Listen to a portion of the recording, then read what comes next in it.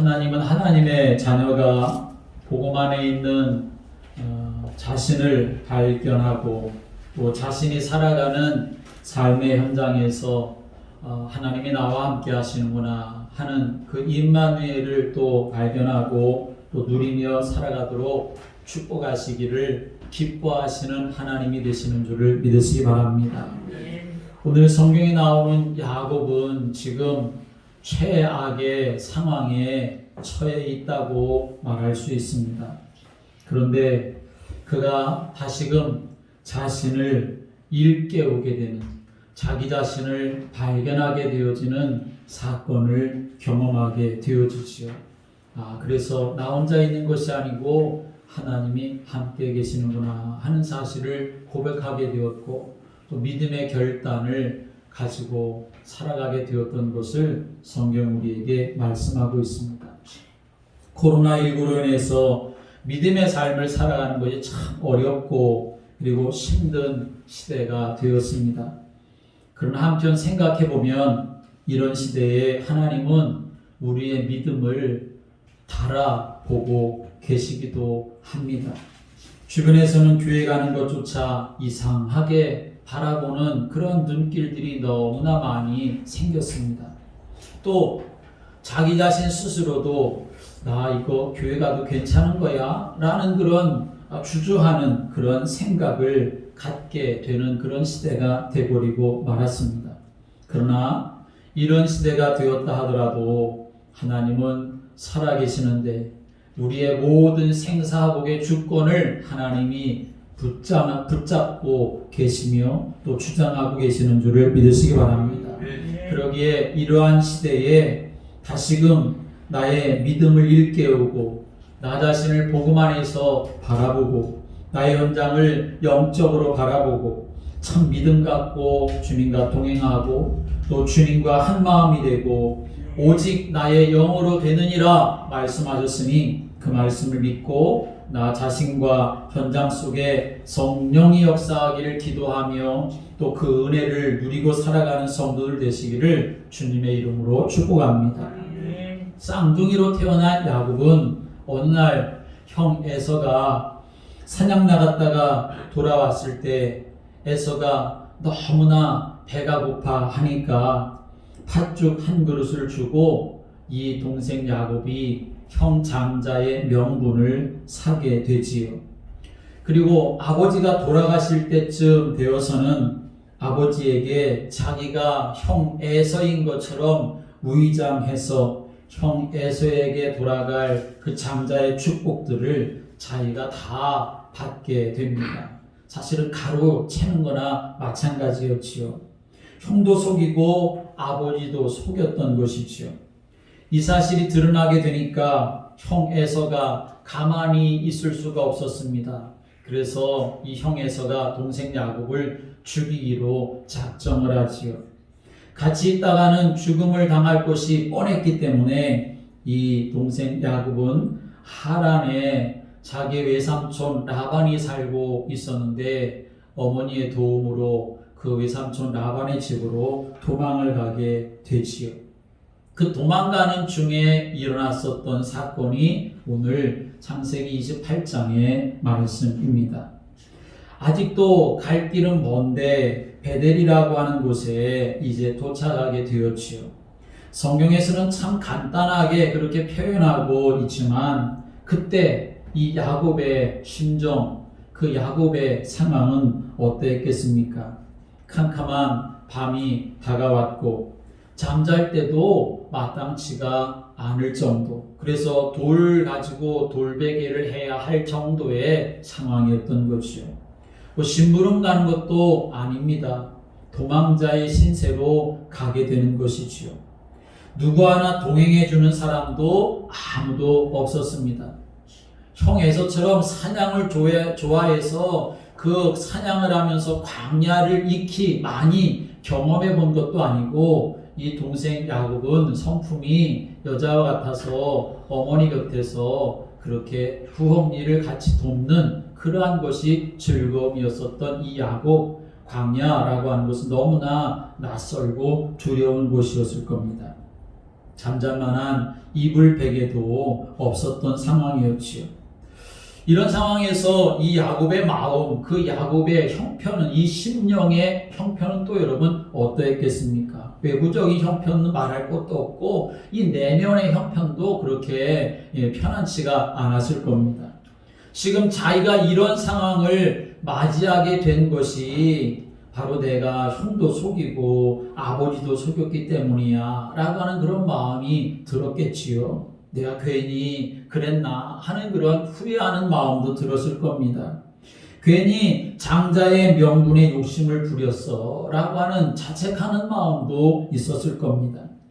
캄캄하고 춥고 야생에 그대로 있는 상황에서 이거 맹수들이 나타나서 나를 해하기라도 하면 어떻게 하지? 무서움과 두려움도 가득했을 것입니다. 내가 하나님을 믿기는 믿는데 지금 하나님이 이런 모든 상황을 알고는 계신 걸까? 형 속이고 아버지 속이고 도망가는 나에게 지금 이런 자리에 나 혼자 있는데도 하나님은 계시는 걸까? 라고 하는 그 믿음에 대하여서도 의구심이 들었을 것입니다. 그런데 하나님은 놀랍게도 그 광야에서도 그 야곱과 함께 계셨고 야곱에게 힘을 주시고 야곱이 여기도 하나님이 계시는구나, 지금 여기에서도 하나님이 나와 함께 하시는구나 라고 하는 사실을 알도록 은혜 베풀어 주신 줄을 믿으시기 바랍니다. 돌베개를 하고 잠을 자는 중에 야곱이 꿈을 꾸는데 사닥다리가 하늘에서부터 땅까지 그렇게 연결되어졌고 주의 사자들이 그 사닥다리에서 오르락내리락 하는 것이 보여지게 되었지요. 하나님이 이 야곱에게 영적인 세계를 보여주신 것입니다. 여러분, 언약의 사람이라고 하면, 정말 믿음의 사람이라고 하면 하나님을 바라보고 하나님의 영적인 세계를 좀 바라보면서 살아야 되지 않겠습니까? 믿음의 사람이라고 하면 영적인 눈을 뜨고 그렇게 삶을 좀 살아야 되지 않겠습니까? 그런데 지금 이 야곱은 언약의 사람임에도 불구하고 그런 생각은 1도 없었던 것이요. 지금 자기의 그 광야의 형편, 그리고 내면의 그러한 말씀드렸던 여러 가지 그 심령의 상태, 그런 것 때문에 사실은 육신적인 것에 완전히 그렇게 몰입되어져 있었던 거지요. 지금껏 살아온 것도 사실은 또 그렇게 살아왔습니다. 자기의 잔꾀를 부려가지고 헐값에 형의 장자의 명분을 사고, 그리고 자기가 형 에서인 것처럼 그렇게 아버지를 속여가지고 장자권을 아버지로부터 또 축복을 받게 되는 그러한 일을 지금까지 야곱이 저지르면서 살았지요. 아마도 이 야곱은 그런 일을 할 그때 당시에는 그렇게 일을 하면서 형 에서에게 팥죽 한 그릇으로 그렇게 장자의 명분을 사면서 그래 이제는 됐어, 이 장자권은 내 거야, 그런 마음을 가지고 있었을지도 모릅니다. 아버지가 돌아가실 때 돼서는 이제 그 아버지의 축복을 내가 다 받아야 되겠다 싶어가지고 형 에서처럼 속이고 들어가서 잘 알아보지도 못하는 그 아버지로부터 축복을 다 받고 났을 때에 이제는 진짜 됐어, 아버지의 축복을 내가 다 받았으니까 누가 나를 막을 수가 있겠어, 그런 마음을 가졌을 것입니다. 그런데 자기의 그 잔꾀와 방법, 그것 가지고 잘 될 줄 알았는데 전혀 상황이 그렇게 돌아가지를 않게 되었던 거지요. 형이 자기를 죽이려고 하는 가장 심각한 문제에 지금 맞닥뜨리게 되었던 것입니다. 여러분, 하나님의 자녀는, 하나님의 백성은 우리의 힘과 능력이 아닌 스가랴서의 말씀처럼 오직 나의 영으로 되느니라 하는 이 말씀을 여러분의 마음에 담으시기를 바랍니다. 힘으로 되지 아니하고 능력으로 되지 아니하고 세상의 방법으로 되는 것이 결코 아니다 라고 하는 것입니다. 어두고 캄캄한 광야에 오히려 이 야곱은 머물러 있게 되고 말았지요. 여러분 오늘 우리는 마음속에 딱 담아야 될 중요한 사실이 있습니다. 이 시간에 여러분이 기억하고 깨달아야 될 것이 있습니다. 그것은 뭐냐 하면 나는 세상의 방법으로 될 사람이 아니라는 것입니다. 나는 세상의 잔꾀로 될 사람이 아니라는 것입니다. 사람을 속여서도 안 되겠지만 그러나 나의 계획과 방법으로 될 사람이 아니다. 나는 하나님의 은혜로 살아갈 사람이고 하나님의 능력으로 살아가야 될 사람이라고 하는 이 마음이, 이 믿음이 여러분의 마음속에 굳건하게 그렇게 각인되시기를 주님의 이름으로 축복합니다. 모세가 자기 힘으로 해보려다가 도망자가 되고 말지 않았습니까? 그런데 비록 도망자의 신세가 돼서 광야에서 양치는 가장 비천한 신분 목동이 되어버리고 말았는데 그 목동의 자리에서도 하나님을 다시 만나게 되니까 바로 앞에 서게 되고 민족의 지도자로 그렇게 쓰임받게 되는 역사가 일어났습니다. 바울을 생각해 보십시오. 자기의 의로, 종교적인 의로 무엇인가를 해보려다가 오히려 복음을 가로막는 핍박자가 되고 말지 않았습니까? 주여 니시오니까 라고 그렇게 바울이 말했을 때 나는 네가 핍박하는 예수다 라고 이렇게 말씀하지 않았습니까?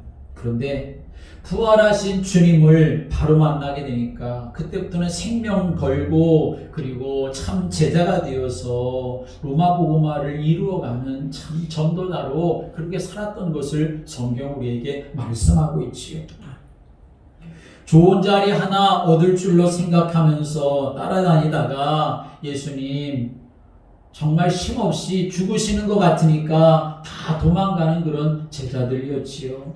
그런데 부활하신 예수님 바로 만나게 되니까 다시 만나게 되니까 이 제자들 생명을 걸고 하나님 나라를 이루어가고 확장해 나가는 그런 삶을 살게 되었습니다. 여호수아와 백성들이 가나안 땅에 들어갈 때에 유다 지파 중에 아간이라는 사람이 있었습니다. 그런데 이 아간이라고 하는 사람의 마음속에 욕심이 생겼습니다. 여리고성을 점령할 때 그 성에서 전리품으로 취한 물건들 가운데서 외투 한 벌과 은 200세겔과 50세겔 되는 금덩어리 하나를 몰래 자기 집안에 감추었습니다. 그거 가지면 잘 살 수 있겠다 그런 생각을 했겠지요. 그런데 그것이 정말 자기의 것이 되었습니까? 그렇게 되지 않았습니다. 그 일 때문에 아주 조그마한 여리고성과는 비교도 안 되는 아주 작은 아이라고 하는 성이 있었는데 그 성을 이제 정복하기 위한 전쟁에서 오히려 이스라엘 백성들 군인 36명이나 죽음을 당하게 되었고 그 전투에서 완전히 실패하게 되고 말았습니다. 여호수아가 하나님 앞에 하나님 이게 도대체 웬일입니까? 라고 이렇게 물었을 때에 하나님께서는 그 이유를 말씀하지요. 아간 때문이라고 하는 말씀을 하십니다. 그래서 결국 어떻게 했습니까? 그 모든 아간이 숨겨놓았었던 것이 다 발각되고 그리고 그 아간은 결국은 죽음을 당하게 되고 말았습니다.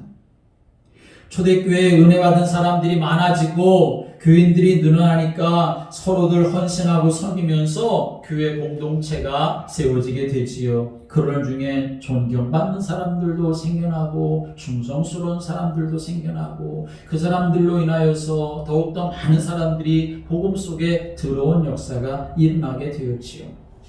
그런데 그때 아나니아 삽비라 부부도 자기들의 밭을 팔아서 헌신하기로 작정을 하지요.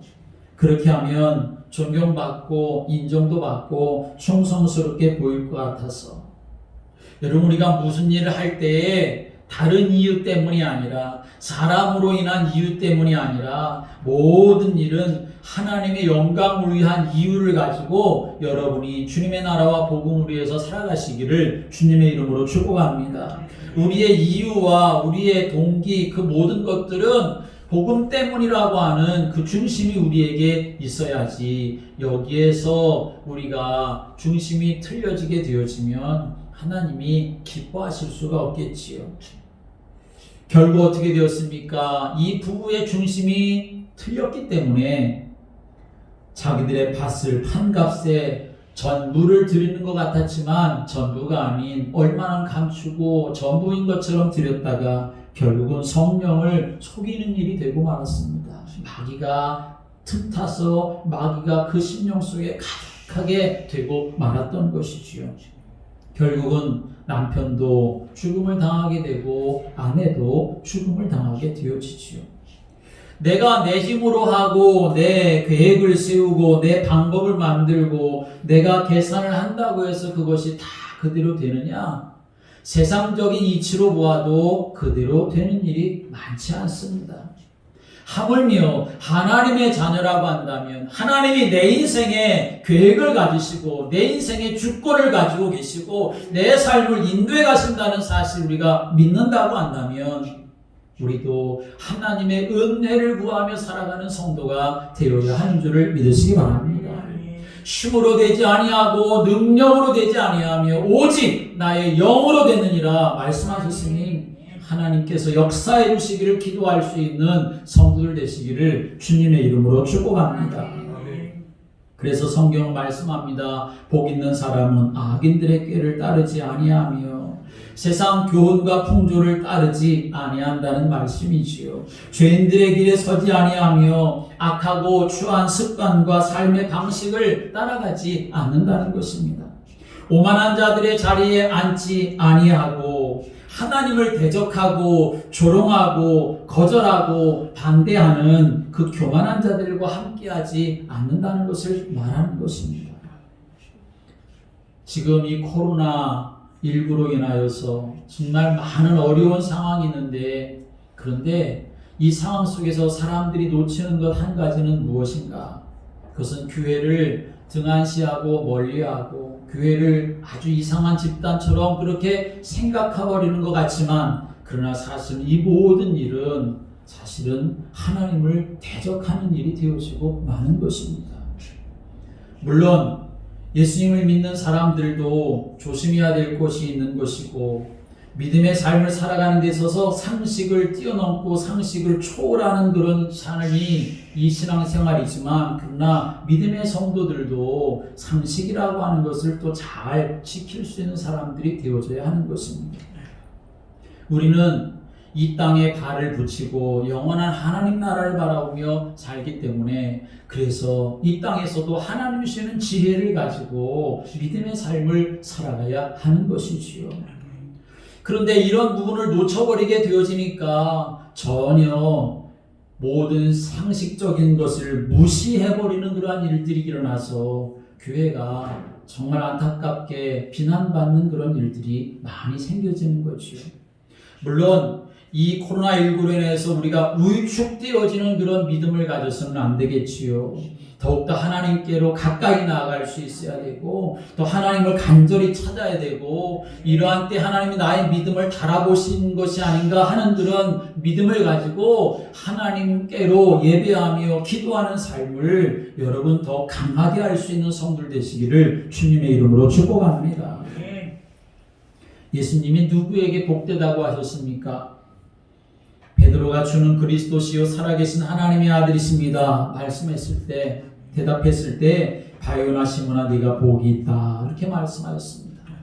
왜 예수님께서 이 베드로에게 복이 있다고 하셨습니까? 갈릴리 출신인데 저 변방에 그렇게 사는 사람이었는데 시골 동네 촌뜨기고 배운 것도 없고 배경도 없고 그저 하는 직업은 변변치 않게 물고기 잡는 그러한 직업이었는데 왜 예수님은 너무나 기뻐하시면서 베드로에게 네가 복이 있다 그렇게 말씀하셨을까요?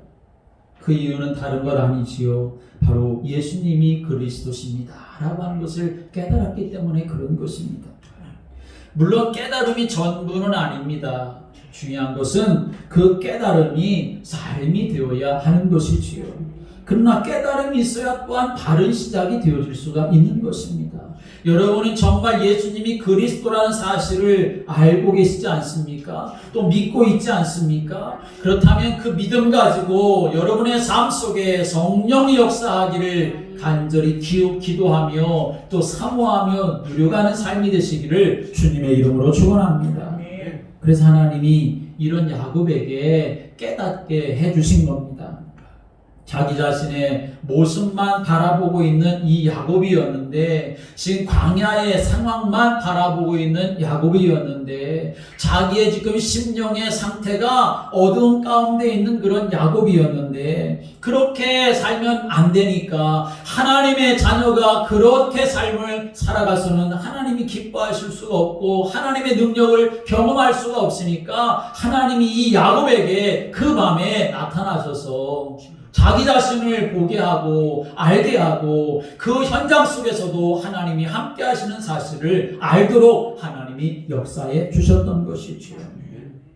사랑하는 여러분, 하나님은 지금도 역사하시는 줄을 믿으시기 바랍니다. 우리의 눈에 안 보인다고 해서 안 계신 것이 아닌 것이지요. 우리의 육신적인 눈은 얼마나 한계가 있는지 아예 눈앞에 코앞에 갖다 대는 것은 보이지도 않고, 그리고 벽 하나 넘어 있는 것도 볼 수가 없는 것입니다. 하물며 영원하시고 완전하시고 무한하신 하나님을 우리가 어떻게 보고 그리고 못 보고 그렇게 말할 수 있습니까? 우리가 하나님을 우리의 육신의 눈으로 볼 수가 없기 때문에 우리가 하나님을 알도록 하기 위해서 하나님의 말씀을 주셨으니 이 말씀을 통해 하나님을 알아가고 하나님을 믿고, 그래서 그 믿음으로 하나님을 경험하는 그런 삶이 되시기를 주님의 이름으로 축원합니다. 하나님을 알게 되니까, 하나님을 발견하게 되니까, 그래서 이 광야에도 하나님 지금 여기 계시는구나, 이 밤에도 하나님이 역사하고 계시는구나, 이런 나에게도 지금 하나님이 함께 하시는구나 하는 사실을 알게 되니까 이 야곱은 이제 믿음을 다시 회복해서 외삼촌 라반의 집으로 가게 되어지지요. 외삼촌 라반이 집에 가서 일을 하는데 외삼촌 라반이 오히려 이 야곱을 계속 속이는 일이 생겨나게 되지요. 1, 2년, 2년을 속인 게 아니지요. 그럼에도 불구하고 야곱은 하나님이 함께 하시는 것을 경험하고 믿고 확신하게 되어지니까 라반이 자기를 속이는 일조차도 문제가 되지 않았고, 오히려 하나님의 주신 은혜와 복으로 풍성한 삶이 된 줄을 믿으시기 바랍니다. 사랑하는 여러분, 우리에겐 다른 것 없습니다. 정말 하나님이 나와 함께 하신다고 하는 믿음의 확신을 가지고 삶을 살아간다면 하나님이 함께 하신 은혜를 우리가 풍성하게 누리도록 하나님은 반드시 일하시는 역사가 일어나는 줄을 믿으시기 바랍니다. 그래서 우리는 이렇게 야곱이 자기 자신과 하나님을 발견하게 되었던 것처럼, 자기 현장 역사하시는 하나님을 발견하게 되었던 것처럼 우리가 그런 삶을 살아가야 되는데, 그런 삶을 살아가기 위해서 우리는 몇 가지를 마음에 담아야 합니다. 첫째로는 하나님 주신 약속을 내 마음에 믿음으로 담는 자가 되어야 한다 하는 것입니다. 여러분에게 있는 모든 것들 다 소중한 것들이지요. 주변에 있는 사람들도 소중하고 여러분이 살아가는 삶의 모든 현장도 다 소중한 것이지요. 그러나 우리는 그것만으로는 살아갈 수가 없습니다. 인간은 육신으로는 늘 한계에 부딪힙니다. 영적으로는 마귀에게 그렇게 종노릇하며 살아갑니다. 그렇기 때문에 매 순간순간마다 나 자신을 일깨우는, 내가 어떤 사람인가, 지금 여기 하나님이 어떻게 역사하시는가 하는 이 믿음을 회복하지 못하면 내 것으로 살다가 야곱처럼, 지금 강에 있는 야곱처럼 되는 그러한 어려움을 당하게 되는 것입니다. 성도는 무엇으로 살아야 할까요? 성도는 믿음으로 살아야 되는 줄을 믿으시기 바랍니다. 그런데 그 믿음으로 살아야 되는데 믿음의 근거가 무엇입니까? 하나님의 말씀이 믿음의 근거가 되어야 한다는 것입니다. 믿음은 들음에서 나고 들음은 그리스도의 말씀으로 말미암느니라, 그렇게 말씀했지요. 내 능력과 환경과 수준과 상관없이 하나님의 말씀을 믿는 믿음이 여러분들에게 있게 되기를 주님의 이름으로 축복합니다.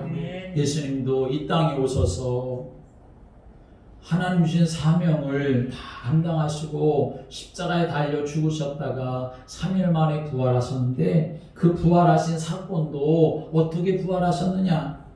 고린도전서 15장 3절 4절의 말씀 보면 성경대로 우리를 위해서 죽으시고 장사된 바 되었다가 성경대로 사흘 만에 다시 살아나사 잠자는 자들의 첫 열매가 되셨다. 이렇게 말씀했습니다.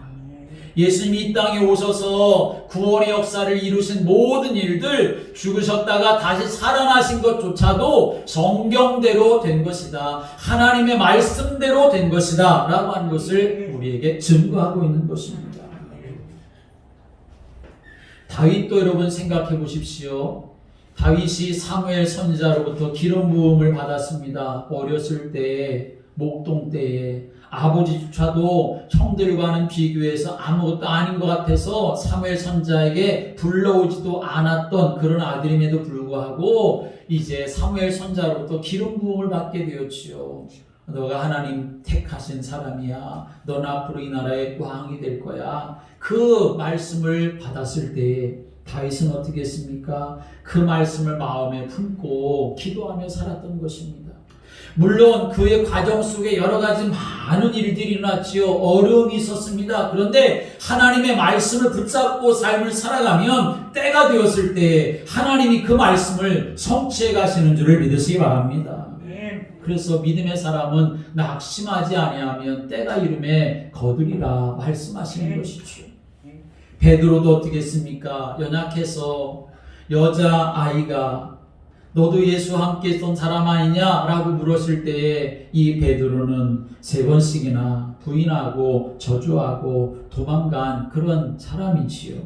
그런데 부활하신 예수님 만나서 성령이 그 베드로에게 임하게 되어지니까 오히려 많은 사람들 앞에서 예수가 그리스도시다 라고 자랑하고 증거할 수 있는 사람, 감옥에 갇혀 있었지만 그러나 하나님이 천군 천사를 동원하셔서 감옥의 문을 여시고 그 감옥에서 건져내심을 받을 수 있는, 천하인간의 구원 얻을 만한 다른 이름을 우리에게 주신 적이 없다고 오직 예수 그리스도만 말할 수 있는 그런 사람으로 세워지게 된 줄을 믿으시기 바랍니다. 여러분, 교회에서 예배드리는 시간에 선포되어진 하나님의 말씀은 사람이 만들어서 사람이 준비만 해서 그렇게 여러분들에게 선포되어지는 것이 아니라 하나님이 지금 나에게 선포해 주시는 말씀이라는 믿음의 확신이 있게 되기를 주님의 이름으로 축복합니다. 그 말씀 속에 내가 거하고 그 말씀을 내 것으로 붙잡는 성도가 될 때에 그 말씀이 내 삶 속에 살아 운동력 있는 말씀이 되는 것이고 능력이 되어서 우리의 심령을 치유하고 우리의 삶 속에 응답으로 하나님이 주시는 줄을 믿으시기 바랍니다. 예수님도 말씀이 육신이 되어 이 땅에 오신 분이십니다. 그래서 말씀을 통해서 우리가 예수님을 만나게 되어지는 것이요. 하나님의 사람들이 이 땅에서 영적인 싸움을 싸워나가야 되는데 영적인 무기도 무엇입니까? 성령의 검 곧 하나님의 말씀을 가지라 이렇게 말씀했습니다. 말씀이 이겨야 말씀이 있어야 승리할 수가 있다는 것이지요. 하나님 주신 약속을, 말씀을 여러분의 마음에 담는 성도들 되시길 바랍니다. 두 번째로는 영적인 환경을 잘 보고 깨닫는 믿음의 눈이 우리에게 있어야 하는 것입니다. 복음으로 나 자신을 잘 바라보려고 한다면, 나 자신을 잘 깨우고 삶을 살아가면서 하나님의 은혜 안에 거하려고 한다면 내 눈이 영적인 사실들을 볼 수 있어야 하는 것이요. 그런데 내 마음이 어두움으로 가득 차게 되어지면 영적인 사실들을 제대로 볼 수가 없는 것이요. 분별할 수가 없는 것이요. 내 마음에 어두움이 가득 차면 그저 거기에 사람이 몰입되고 거기에 붙잡힐 수밖에 없는 것입니다. 지금 야곱이 그런 상황 속에 있던 거지요. 그런데 하나님이 역사하셔서 그의 눈을 열어주시게 되었던 것입니다. 여러분, 우리가 삶을 살아가면서 기분 나쁠 때 있습니다. 속상할 때 있습니다. 화날 때 있습니다. 그 내 마음이 지금 어두운 속에 있을 수가 있고 어두운 환경 속에 있을 수 있는데, 그런데 야곱 스스로는 그걸 해결할 수가 없었어요. 그래서 하나님이 꿈속에 그 사건들을 보여주셨던 거죠. 우리는 그런 일들을 만날 때, 경험할 때, 내가 그런 심령의 상태에 있을 때 우리는 어떻게 해야 되느냐? 우리는 하나님의 말씀으로 내 눈을 돌리고 내 마음을 돌이켜야만 내가 거기에서 벗어나게 되는 줄을 믿으시기 바랍니다. 그 어둠의 영적인 상태도 내 마음의 감정의 상태인 것 같지만, 그러나 흑암이 역사하는 것이기 때문에 그 흑암의 역사가 떠나는 것은 다른 것으로 되는 것이 아니라 하나님의 말씀이 임하게 되어질 때, 하나님의 말씀이 역사하게 되어질 때, 하나님의 말씀이 내 영에 들어오게 되어질 때, 내 영적인 상태, 감정의 상태조차도 하나님의 빛이 임하게 되어지므로 내 영적인 모든 환경이 변화되어질 수가 있게 되는 것입니다. 오늘 야곱이 그랬습니다. 정말 그 광야에서, 그리고 자기의 심령의 상태가 어두운 가운데 있었을 때 그 야곱이 하나님이 나를 인도하시는구나, 하나님의 계획이 여기에 있구나, 그거 생각했겠습니까? 그러지 못했지요. 그냥 도망가는 것에만 그 끝에 있었을 것입니다. 그런데 하나님이 알게 해주시지 않습니까? 믿음의 눈을 열어주시고 계셨습니다. 땅에서 하늘까지 사닥다리가 놓여지고 사닥다리의 주의 천사들이 오르락 내리락 하는 것이 보여졌습니다. 이 사닥다리는 바로 예수 그리스도를 의미하는 것입니다. 하늘과 땅을, 인생과 하나님을 연결시키는 진리와 생명을 말씀하는 것이요. 그리고 연결된 것만이 아니라 주의 사자들이 오르락 내리락 했다는 것을 볼 수 있습니다. 무엇을 말합니까? 정말 예수 그리스도 안에 우리가 거하게 되면 주의 천군 천사가 역사한다는 사실을 우리에게 증거하는 것입니다. 더 확실하게 하나님이 그 위에서 말씀하시는 것을 듣게 되었습니다. 하나님께서 나는 어떤 하나님인 줄 아느냐? 나는 너의 조가 아브라함의 하나님이고 이삭의 하나님이고, 그리고 너와 이삭의 하나님이다. 너가 누워있는 그 모든 땅을 너와 네 자손에게 다 주겠다. 그렇게 하나님이 말씀하시지요. 여러분, 우리가 지금 예배드리는 이 시간에도 마찬가지로 영적인 역사들이 일어나는 시간인 줄을 믿으시기 바랍니다. 야곱이 본 사닥다리가 하늘과 땅이 연결되어진 것처럼 지금 그러한 영적인 역사가 일어나고 있다는 사실을 아셔야 합니다. 이 자리에 하늘나라 올라가는 길과 진리와 생명이 되시는 예수님이 함께 하시는 것이고, 그 사닥다리에 주의 천군 천사가 오르락 내리락하며 그렇게 역사했던 것처럼 지금 이 자리에도 정말 하나님의 은혜를 사모하며 예배하는 심령 속에도, 환경 속에도 천군 천사가 역사하는 줄을 믿으시기 바랍니다. 영적인 세계가 반드시 있다는 사실을 우리는 알아야 합니다. 야곱이 영적인 세계를 못 봤어요. 그런데 이걸 보고 눈이 열리게 되니까 야곱이 뭐라고 말합니까? 16절에 야곱이 잠이 깨어 이르되 여호와께서 과연 여기 계시거늘 내가 알지 못하였다. 그렇게 말합니다. 내가 알지 못했었는데 이제 알게 되었다는 거지요. 그러면서 말하기를 두렵도다 이곳이요 이것은 다름 아닌 하나님의 집이요 하늘의 문이로다 라고 말합니다. 여러분, 어디서나 하나님을 만날 수 있게 되는 줄을 믿으시기 바랍니다. 하나님의 집이 어느 한 곳 특정한 곳이 아니라 하나님이 임재하는 모든 곳은 하나님의 집이 되는 것입니다. 그리고 하나님을 만날 수 있는 모든 문들이 되는 줄을 믿으시기 바랍니다. 사건과 통로도 사건과 문제들도 하나님을 만날 수 있는 문과 통로가 될 수 있는 것입니다. 어려운 환경과 일들도 하나님이 함께 하시는 은혜를 누릴 수 있는 장소가 될 수가 있게 된다는 것이지요. 야곱은 이 자리가 그래서 전환점의 자리가 되었습니다. 영적 세계를 깨닫는 눈이 열려지게 되었던 것이지요. 그때부터 그에게는 두려움이 없었던 것입니다. 사랑하는 여러분, 영적인 세계를 볼 수 있는 눈이 있게 되기를 주님의 이름으로 축원합니다. 그래서 우리는 어떤 사건, 일들을 만날 때마다, 경험할 때마다 우리는 그냥 단지 그 사건, 그 일에만 몰두할 것이 아니라 그 배후에 역사하는 그 영적인 배경들을 바라보고 그 감을 꺾고 예수 그리스도의 이름을 선포하고 하나님이 나와 함께 하시는 믿음의 확신을 갖고 오늘 이 야곱처럼 여기에도 하나님이 계셔, 여기에도 하나님이 역사하셔 라고 하는 고백과 선포가 있게 되기를 주님의 이름으로 축복합니다. 세 번째로는 우리는 하나님 앞에 뜻을 세우며 기도하는 자가 되어야 하는 것입니다. 정말 하나님 앞에 오늘 이 야곱이 하나님 앞에 서원하게 되어지는 것을 오늘 우리에게 말씀하죠. 20절에 야곱이 서원하여 이르되 라고 이렇게 말하면서 이제 자기가 하나님 앞에 어떻게 하겠다 그렇게 하나님 앞에 약속을 하지요. 예수님은 마태복음 5장 33절부터 37절에 말씀하기를 맹세하지 말라고 하시지 않았습니까? 우리가 그렇게 말할 수 있지요. 맞습니다. 예수님은 맹세하지 말라고 하셨습니다. 그런데 왜 이렇게 말씀하셨는지를 우리는 좀 이해해야 합니다. 당시에 이 서기관이나 바리새인들은 하나님께 한 맹세는 반드시 지켜야 하지만 하나님의 이름이 분명히 언급되지 않은 맹세는 덜 중요하게 생각을 했습니다. 그러니까 하나님의 이름으로 맹세하기도 하고 하나님의 이름이 아닌 것으로 맹세하기도 했는데 하나님의 이름으로 맹세한 것은 반드시 지켜야 하지만 하나님의 이름이 아닌 다른 것으로 맹세한 것은 그러다가 그만일 수도 있다 하는 그런 마음을 가졌다는 거지요.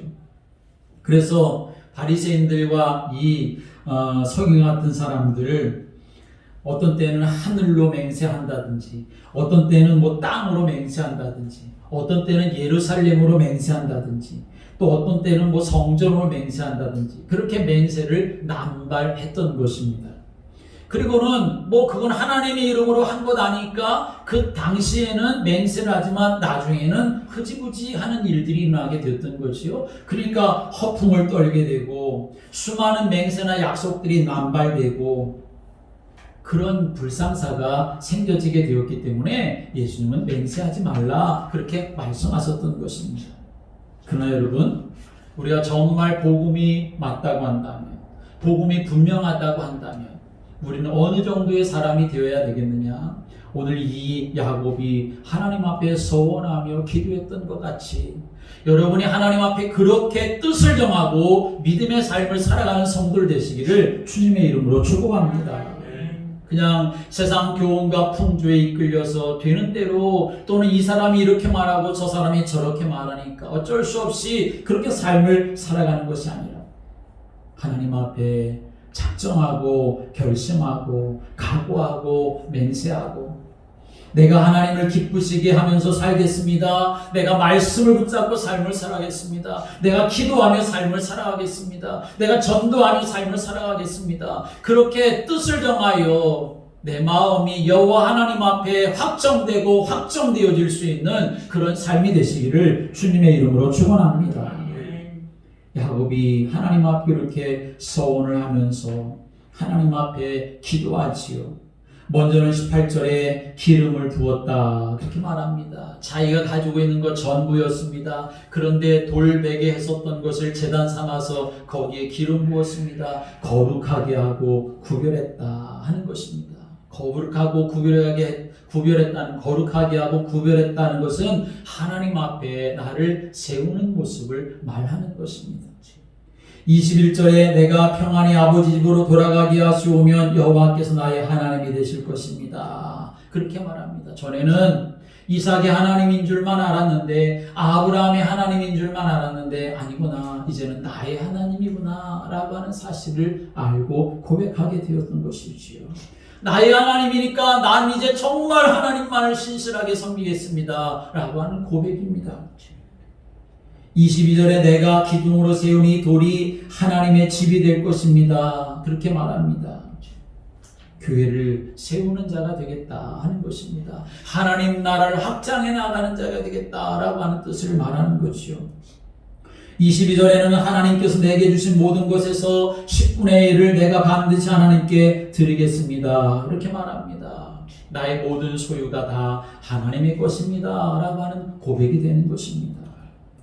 하나님이 이런 야곱에게 이스라엘 나라를 세우는 조상으로 축복하신 줄을 믿으시기 바랍니다.